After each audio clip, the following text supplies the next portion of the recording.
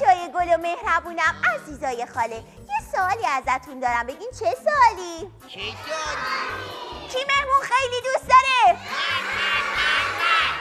حالا بسته دیگه عروسک‌های عزیزم، پرنده گلم، بحثمو فراموش میکنیم. امروز میخوام در مورد یه موضوع بسیار مهم باهاتون صحبت کنم. ما یک مهمان ویژه داریم. مهمونمونم از یه جای خیلی دور اومدم. بگید از یه جای خیلی دور. از یه جای سرسبز و قشنگ و زیبا.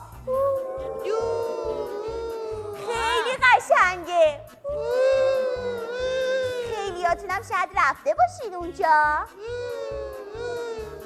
از بچه‌ها شهر زیبای سنندج. کی میدونه که بچه‌ها شهر سنندج کجای کشور قشنگمونه؟ کجاست؟ شهر سنندج کجاست؟ کی میتونه به من بگه؟ کجاست؟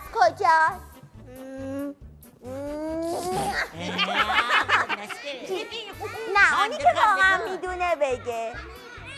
کجاست؟ نمیدونه. خب من میگم استان کردستان.